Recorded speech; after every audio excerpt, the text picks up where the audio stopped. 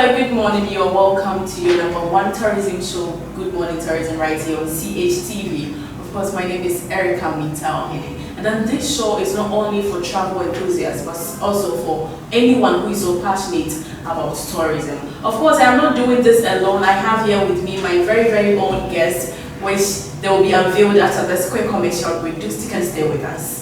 Would like to say a big thank you to our sponsors, CH Travel and Tour. With CH Travel and Tour, they offer services like flight ticketing, hotel booking, visa assistance, car rentals, study abroad. You can contact them on 024 306 8558, 024 306 8558, or you can contact them on their landline 030 231 8932, 030 231 8932. We are back from that quick break that you just tuned in. This is Good Morning Tourism right here on CHTV. My name is Erica Mitaohene.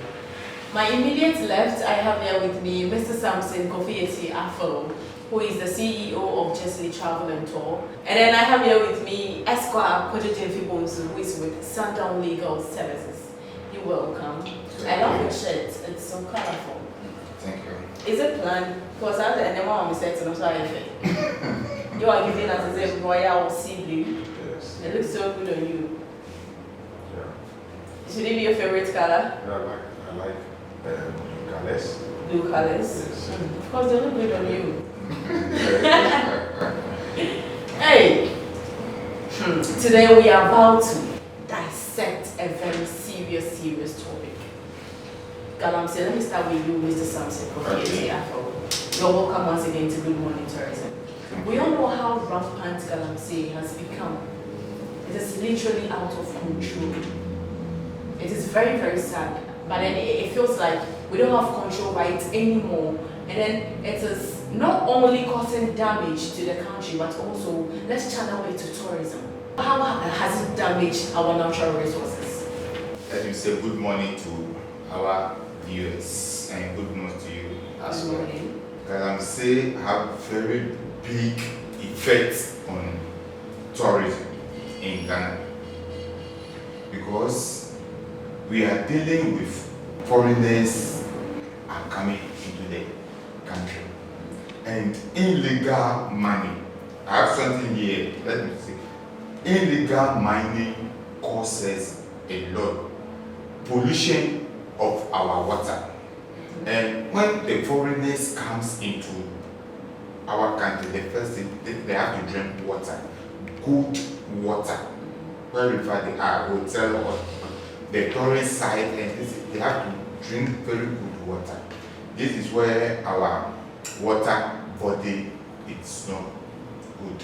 So it will never attract the tourists from other countries to come to Ghana because they are looking for their health. Water can cause them so many things. So if our water body or our water it is not in good condition, we have to use so much chemical to purify it before drinking. Even the chemical that we are using to treat it also it have effects. Too much chemicals also have effects on us. So the foreigners will not like to come into our country. So our revenue comes down. So it has very great effect on us. And the health wise also, let me say the health wise also, and the safety. Water is a very important thing in everywhere. Water first, and even the air that we breathe also cause. It's because they use chemical to capture the good. Those chemicals is a very dangerous chemicals that mercury and other chemicals and those things. Mr. Chumbafo, he said that he's going to use tourism to develop Ghana, and Galamsey is our main problem in the country. So how can we use tourism to develop Ghana. But Mr. Sampson, regardless of how rampant it has become, do you think international tourists are aware of Galamsey already? When we say Galamsey is something that is in gather and sell. But we have responsible mining. Yeah. We have responsible mining, and all foreigners know about mining. And Ghana here, at least we are about 6. When they are counting, they are rating, we are about 6 or something. So they know Ghana as a good mining country. So when they say gather and sell, those ones are the illegal that they don't have license. Yeah, so for the illegal parts, do they know about it? I don't know whether they know about it or they don't know about it. But right now, in current dispensation that we are right now, in our news, because our news go international. So right now, they will recognize that something that they got, what is it? And when they go, they say, oh, people that haven't got legal certificates, that they are money, that is what they call them Galamsey, and they are polluting. Because when you have legal certificate and you have concession, Mineral Commission will give you a place of concession and they will monitor you that this is where you are going to mine. So Mineral Commission and everything, they regulated it. But those people who haven't got the license to operate, that is where they hide themselves. They hide themselves and mine. And this one, not everybody who can acquire those licenses. And let me give you one example. The reason why right now Galamsey is popular in Ghana right now, because Galamsey is not today that they started Galamsey in Ghana. From our forefathers, they started Galamsey. But right now, they are using big machines. And when you use these excavators and do things, digging grounds, and they get more. So they go into our water body. And Galamsey, they wash it. When you gather the soil and the stone and this, when you grind it, you have to do what? You have to wash it. Let me get this right. You said it started during the tenure of our forefathers. Yes. But then now it is very popular because they use excavators and the rest. Yes. So then that they were using the machines, was it safe? Well, it was safe and nobody was complaining then.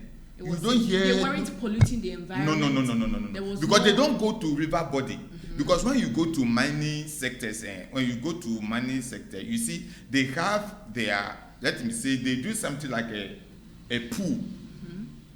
So that when they wash the good, it go inside the pool. So they have a chemical. Those people who are mining, responsible mining, they have a very big pool. It's like a dam, or they create for themselves. Yeah. So when they wash it, it go into that pool. So they have a chemical. When they put it in, they will retreat so that the clean water will go to another place again. So that it rotates like this. But our forefathers also used to dig deep to get the gold. Isn't that land degradation? No, our forefathers, they don't have those excavators. Yeah. So, like let's say goldfish, they have their old site. Mm-hmm. When they move from their old site, going to a new site, that is where our forefathers said this go to their old site. So they will gather those stones and. But they still dig deep. Yes. It's a very deep something. Which causes land degradation. Yes. And then it was safe then? It was safe then. How was it safe? Because they don't go to river body. Look, right now, our problem is the river. Like you are our more water. concerned about the water bodies. Yeah, that is our problem. Because of the water, that is why we are all complaining. It's not today that they are mining. Mm-hmm. They are mining long years ago, but they don't spoil our water. So we don't have the effect right now that our water that we drink and polluting our water. That is why we are complaining. So you are trying to say now what makes it illegal is the water pollution? Yeah. Only water pollution. Not we only are not talking about land degradation too. They are talking about that one. Because of the water pollution, that's why they refer it to the land degradation. You see, and when you go to our forest, reserve right now, first, before you can enter into our forest to mine over there, because we don't have machines, our forefather doesn't got machines, they will just gather the soil and this for the surface. It's a surface, because surface mining. So they don't dig. But right now they are using big machines to dig. You see, that is where they are spoiling our forests and those things. So there's no regulations, there's no control. You see, that is why it gets very big effect on tourism. All right. Thank you, Mr. Samson. Let's crack. What image do you think it has created in the minds of international tourists? Okay, so let me say good morning to Good morning. Viewers also, and good morning to you. Good morning. Okay, so in direct response, I would say that, look, we, the Africans, the black people, especially those living in the African and Sub-Saharan Africa, we don't take things serious, okay? Or otherwise, we take things for granted. But I can assure you that for the international traveler or international tourists, they are interested in matters affecting the tourist product. They don't just move. Like, I want to visit South Africa, and then I'm looking at the positive aspects. That is all. That is what we do. But I'm telling you that for somebody who wants to visit a destination for the purposes of tourism, right, from the international setting, they are interested in matters beyond even the tourism itself. One of them is Galamsey. Look, I am telling you that if we don't take care, per what is happening and the devastations that we have seen in terms of the environment and water bodies and what have you, president and government will even issue threat notice to their citizens not to visit Ghana for the purposes of tourism. Because you see, the pollution that we are talking about, even we, the local people now, it will be difficult for me to travel to Galamsey affected zones in Ghana even for the purposes of tourism. I won't go. Even locally, I will not visit those places. Why? Because the water bodies have been destroyed, have been polluted. The land has been polluted. So the point is that if the land is polluted, the ripple effect is that the produce from the land are polluted. If you look at recently the survey and the research that they have done, he said they did a random sampling and tested most of the products that we have in the market. They said they are high level of metal deposits.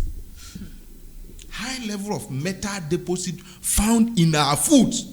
So which rational tourist would want to visit Ghana and wouldn't know where to buy food and what type of food you are buying? Nobody will want to visit that destination. So it is a critical issue that we face with Galamsey.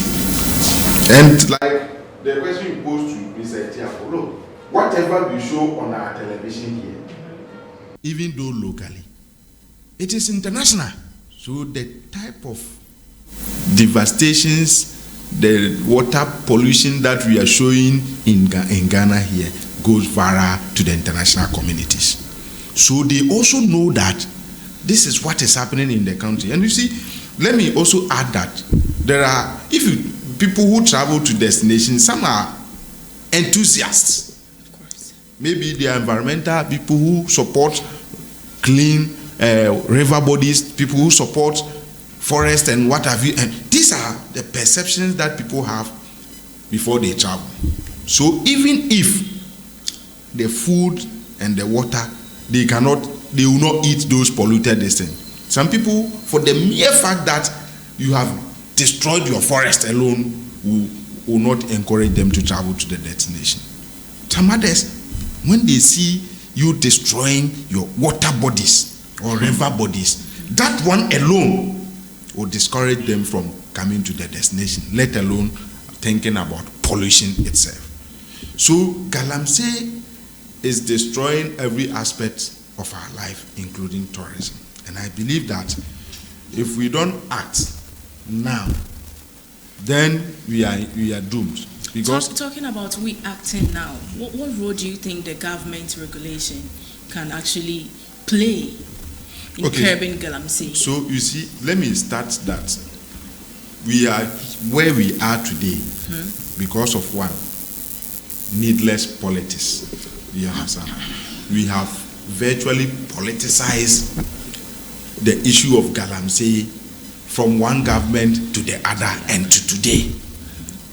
I believe we have still not come to terms with the fact that no, where we are, we have to now look at the thing with neutral minds. So are you trying to say every government that comes to power are laid back when it comes because of politics? Because you see, there's a strategy in it. I'm a political student. So you see, when you look at those mining areas where illegal mining is prevalent, more prevalent in this country, these are people who are making money and they can influence the voting pattern. So if a government is fighting illegal mining or Galamsey, what it means is that you are likely to lose elections in those mining areas. It happened to the MPP, I think in the 2020 election or so. Okay, they lost in all the mining, even though they occupied most of the seat, they lost. Why? Because of the fight against Galamsey. So if you are a government or you are a president and you think so much about winning election, then the fighting Galamsey will be difficult for you. Exactly. So that is where we are. But I believe that we cannot continue to do politics with this Galamsey manners.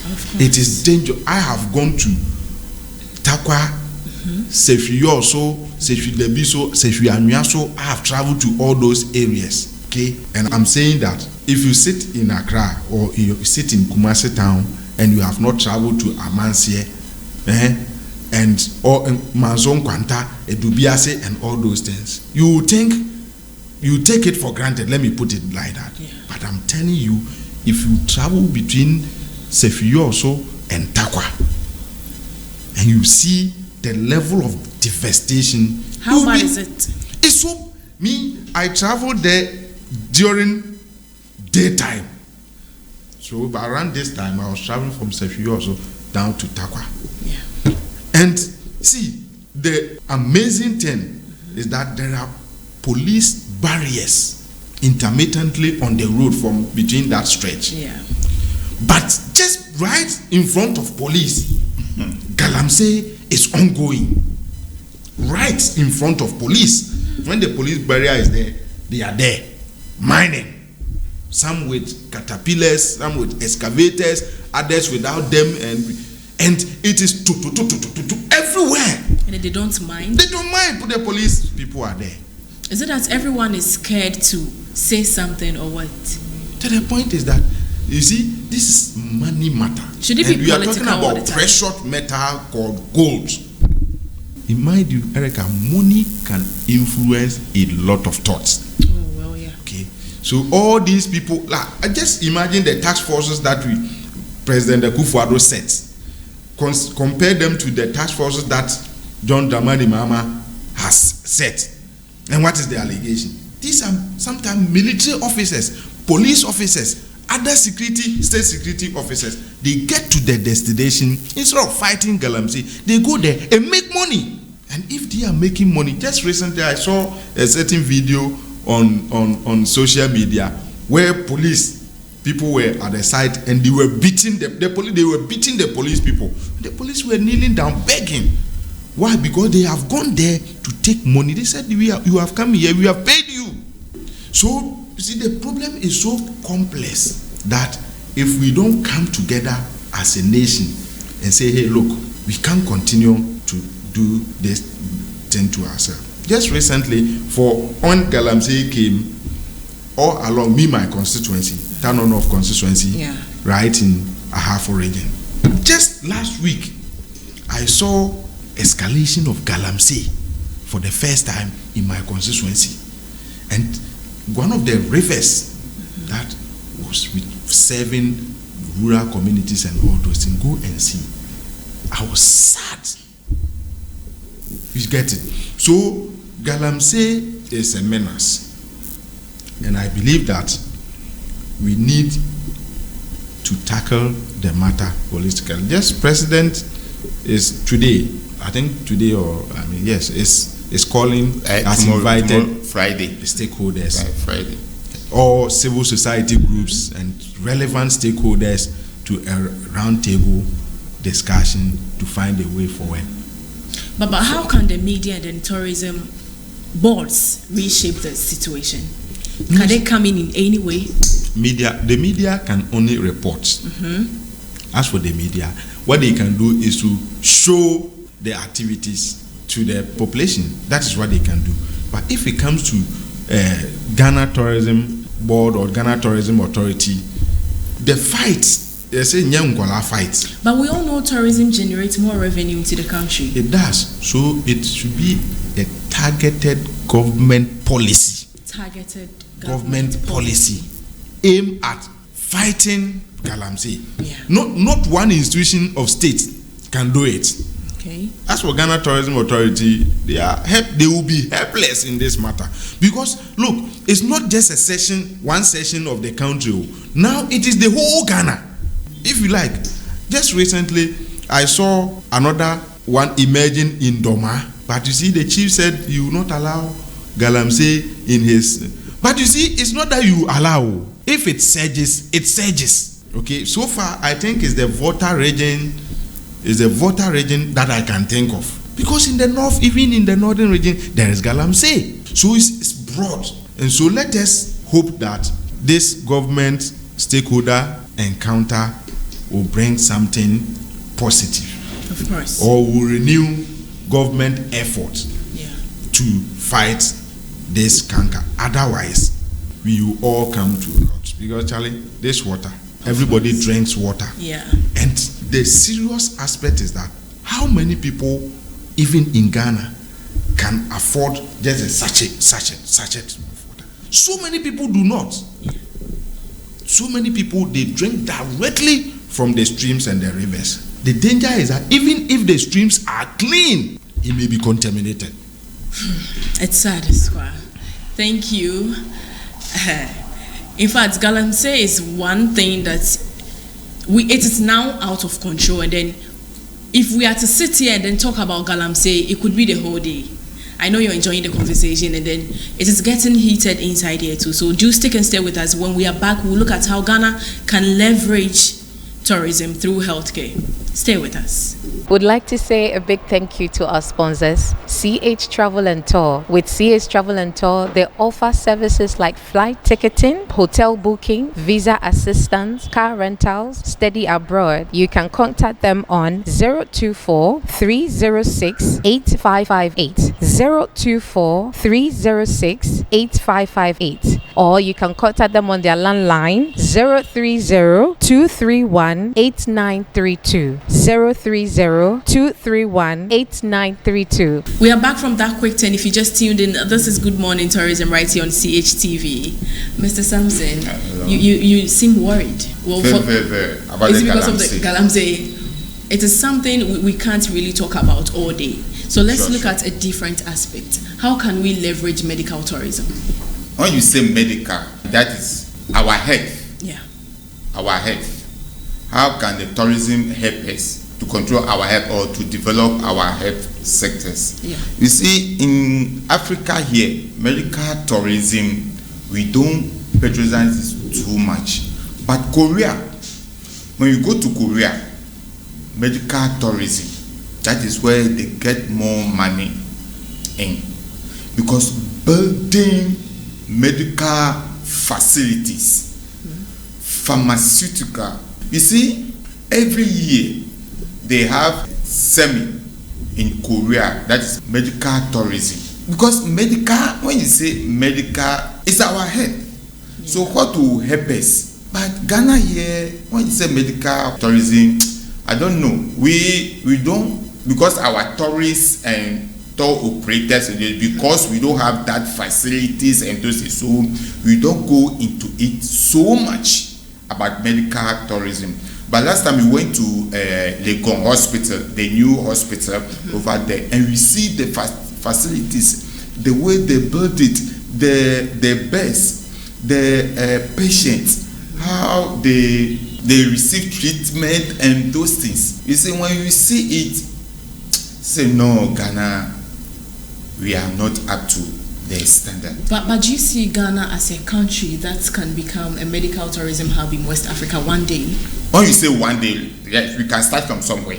We can start from somewhere. But for now, you think we don't have the infrastructure? No. Right now, even right now here, how many hospitals that we have and the equipment? Even when you go to a lot of hospitals in even these kidney machines and those, we don't have it. My wife, elderly sister, has a kidney problem. He died last 2 years, and every week we go to Rich Hospital about 3 times, and every time that we go, you spend more than 1,500. So a week alone, look at the money that we are spending. So which means we have some of the facilities, but we have we don't have some enough of the infrastructure, yes. But then it is quite expensive, right? Very expensive. Very.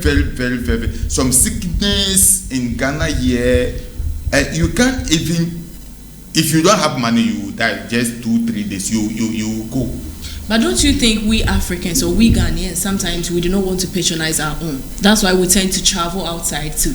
Because you don't have the qualities, equipment, or some of the sickness we can't treat it here because we don't have the machines. Mr. Sampson, I'm telling you, there are a lot of sickness which can be cured here in Ghana. Give me 2.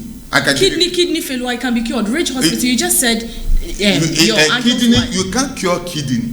In Ghana? In Ghana, you can't cure kidney. What makes you say that? You manage it. Go to hospital and see kidney patients who are dying. Millionaires who are dying. Mm-hmm. Look, my elderly wife that I'm telling you, like we wanted to send her to India for transplant. Mm-hmm. That was 2-3 years ago. We are going to pay about $50,000. Mm-hmm. And when you calculate those money, the $50,000, and it is not guaranteed.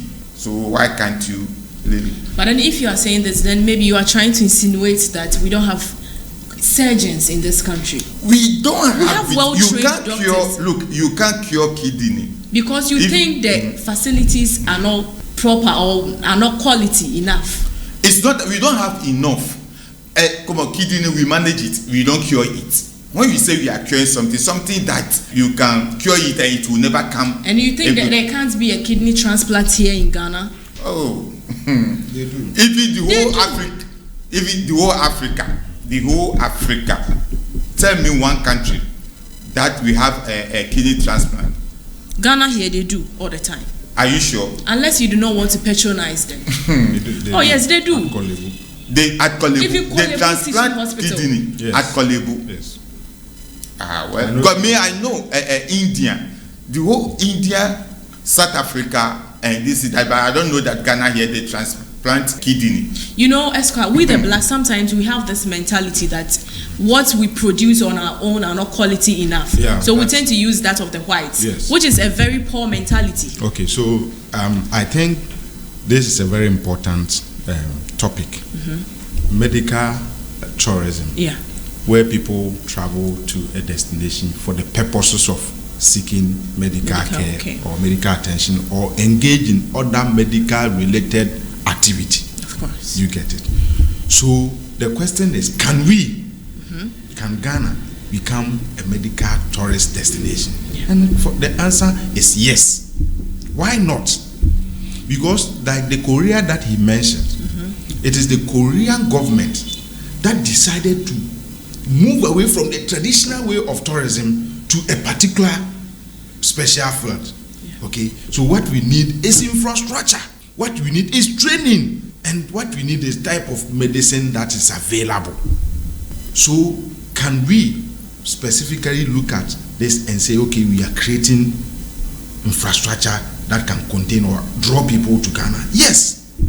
Good. The University of Ghana Medical Center is a typical example. Bank Hospital is a typical example. Meridian Hospital. All these things are very important hospitals. But it is not enough with this. Okay, the government must introduce more medical facilities. Yeah. That is the first thing. What about the specialty? What kind of conditions are we treating? Like Mr. Etiafo said, even kidney. If the whole of Africa we don't have facilities doing transplanting, government can say, hey, look, we have to train people in this area.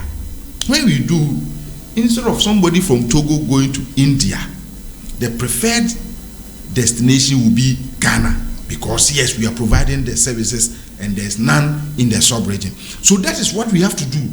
We have to plan that, okay, these are the special areas that can attract people into the country. We are talking about cancer, we are talking about kidney, okay, and others, even burns and plastic surgery. And then let me shock you. Do you know people actually travel to Ghana lately for BBL and the rest? BBL, lip fillers, butt fillers, and the rest. Yes. Liposuction. Yes, people travel to Ghana. So we have good surgeons. These are the things that a country can plan towards. How do the governments do that?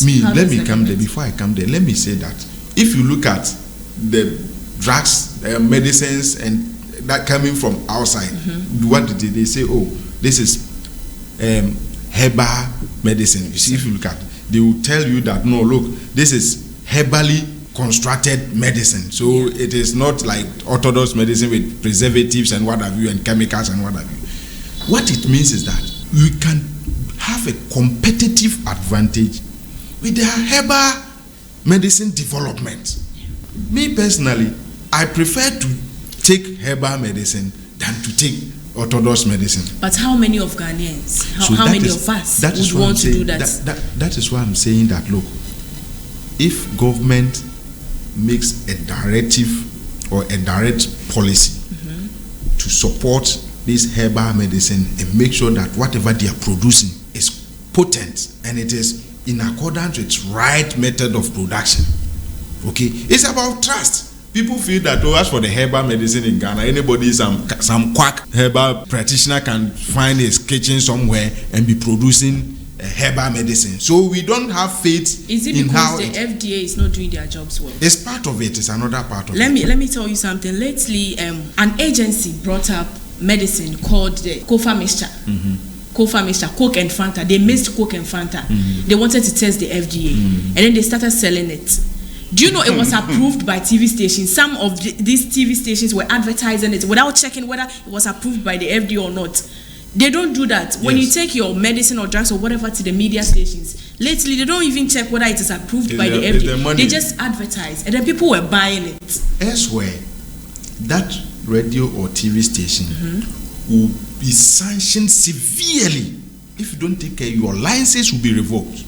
Elsewhere, okay, there will be punitive sanctions for you, and so you yourself, you will not dare do that mistake. But do you think the FDA has to recheck all the products we have on the market? That is their job. That is their business. Are they doing it? They are not doing it. In fact, their staff are inadequate. They don't have adequate staff because they cannot have their staff going round every shop to shop randomly to check. They don't have it. But I'm saying that if you zone the communities, right, and have a resident FDA staff within that community who will be in charge of monitoring and evaluation of all the product that we have. But my fear is that, look, by the time it is 6 months, that FDA officer will be compromised.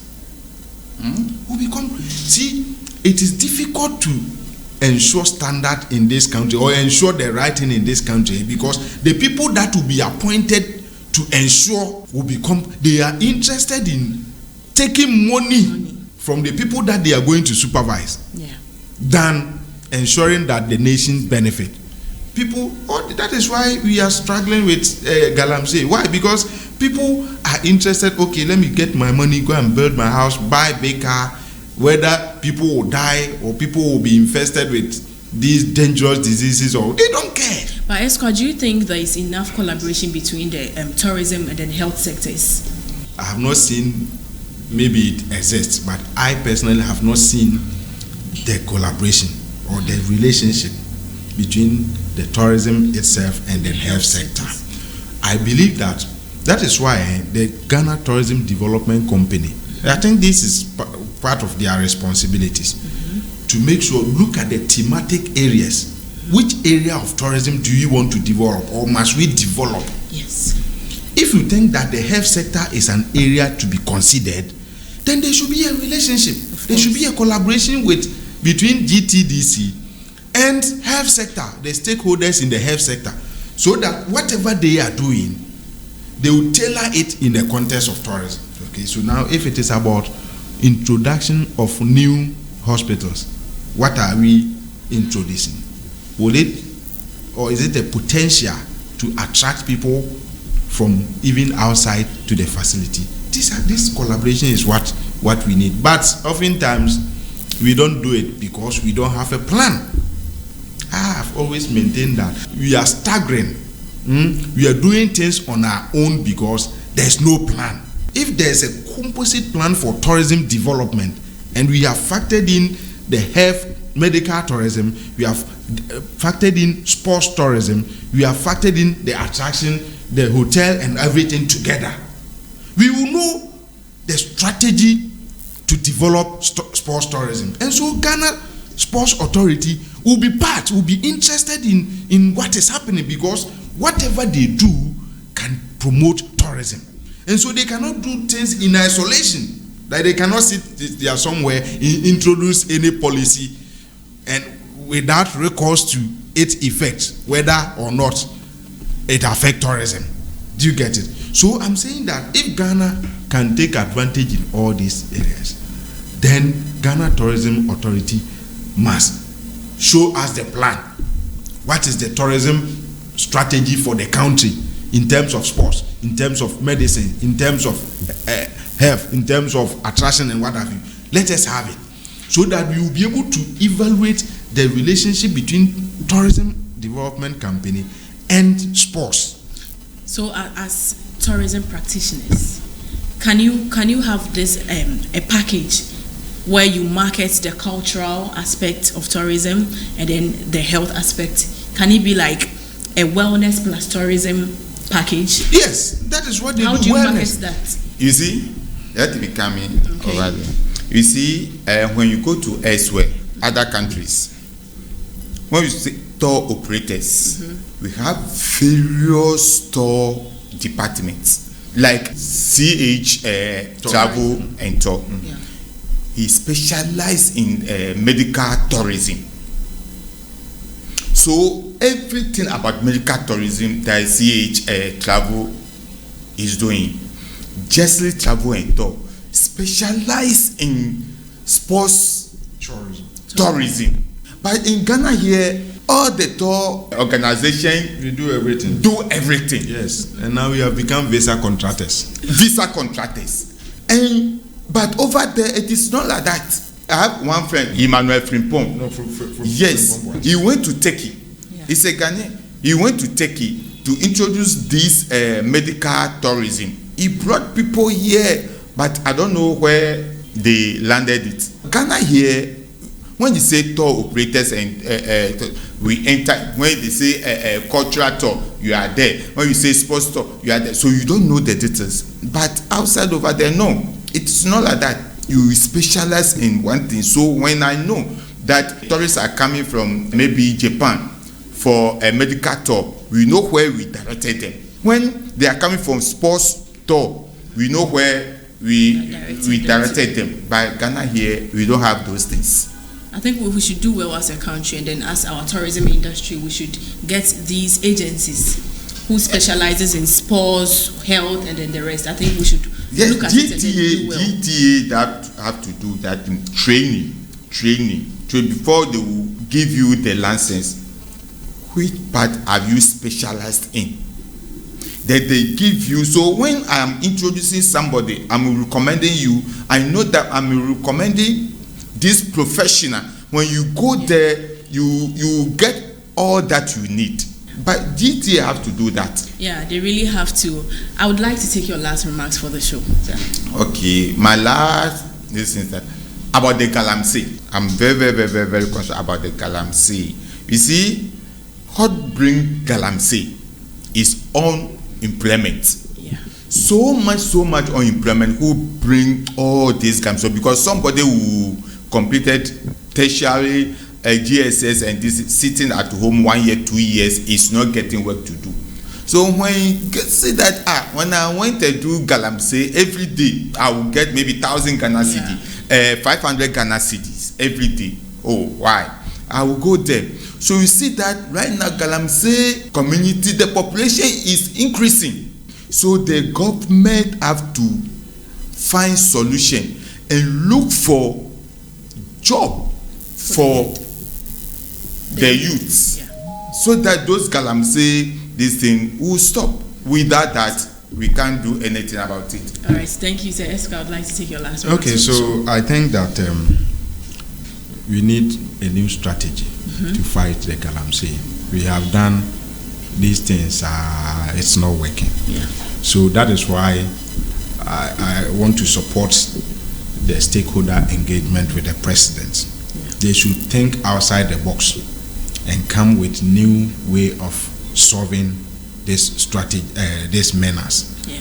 Otherwise, if this one continues for the next 3-4 years, we cannot bear it. So we are hoping that the president will listen to them, and then the people to come out with achievable solutions so that we can all fight the menace of galamsey. Oh, let's all fight galamsey together. Thank you so much for coming. Thank you, Mr. Samson. Thank you, Esquire. This is where we draw the curtains on today's episode of Good Morning Tourism, right here on CHTV. My name is Erica Minta-Ohene. Always do follow us for more episodes. Goodbye. Thank you.